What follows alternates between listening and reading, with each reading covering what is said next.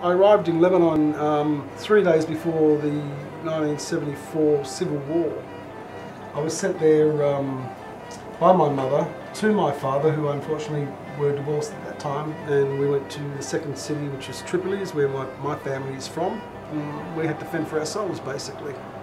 The monies that were left for us with our aunties and what have you quickly dried up, and I could tell you stories, but you don't want to hear. We arrived back in Australia, came to Adelaide. My mother was living in Adelaide at that time with the rest of my clan, and I started looking for work in Adelaide.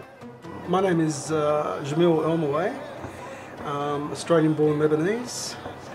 My family and I opened up a little basement nosh house, I call it, which is a little Lebanese restaurant in Hindley Street, the West End. And we introduced Middle Eastern food to the Australian palate, basically. The word got around that we had beautiful, fresh, wholesome Middle Eastern cuisine, and by that time we had people waiting on the stairs to get in. Hindley Street is renowned as being very colourful, if I put it in those words. And you had to hold yourself up in those days. There was a lot of groups, if you want to call them, and the rockers and the bikies and those sort of characters. This street is the most colourful street in the whole of Adelaide, the whole of South Australia. This is where I believe the fusion of society meet, whether it's day or night, whether it's good or bad. It's a matter of people meeting and fusing together and reacting, interacting together. And food was a perfect way of getting that to happen. Getting those people to interact with, with all due respects, the Anglo-Saxon white to the Aboriginal, for instance, or an Australian-born ethnic like myself.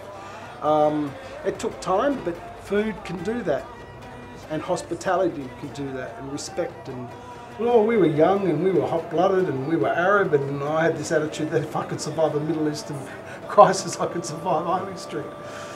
You asked the question, do we have anything to worry about? I don't think so. I mean, look, South Australia, in the multicultural South Australia, we have all walks of life here. I'll be standing outside there, let's say for instance on a Friday night, and there's all walks of life in this room. That's why I call it the fusion of society.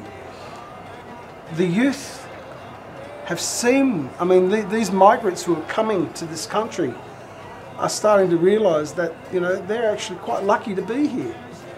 And I often speak to some of these young kids who might make a little mischief or something like that as an elder.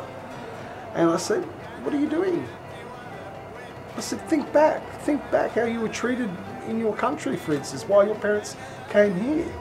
Look what this country is doing for you. It's giving you security, it's giving you safety and everything you need. And there's only a few of them, But unfortunately, youth are youth, no matter what, race or creed they're from. They're hot-blooded, they're energetic, they want to learn, they want to experiment, they want to what have you. So they get themselves into trouble somehow. I believe that I'm a religious person. I'm from the Islamic faith. I'm a Muslim as a person. And if Allah, God, wanted to create us as a one group, as a one country or whatever, He would have done that. But He created us in nations and tribes. We're all different. And that's the beauty of humanity, because if we were all like me or you or whoever, it'd be boring. We need that interaction with different cultures and faiths and knowledge, and so this system that we're heading into as what they call the one world government, if you want to get into that subject, I believe is wrong. because it's assimilating us all together as the same. We're losing the values of our culture. We have to have a diversity and a respectful one between all. What we see today in the world, unfortunately, unravelling in the Middle East with the likes of Syria and these other Middle Eastern countries. I mean, these countries have been held down for over 150 years by their own leaders, dictators who've been put in by other governments or other influences. And so with the advent of technology today, right, as we all know, I mean, like, look at what happened in Egypt, for instance, you know. Within days, there was millions of people on the street. I mean, that's never happened. Within seconds, hours. So governments need to wake up in that respect to think that if they think they're in control, they're not in control. And they need to be worried. So they need to do the right thing by humanity in general, not just their own countries, but humanity. If people have faith in themselves, in their families, in humanity, yes. If they don't, we'll be self-destructive.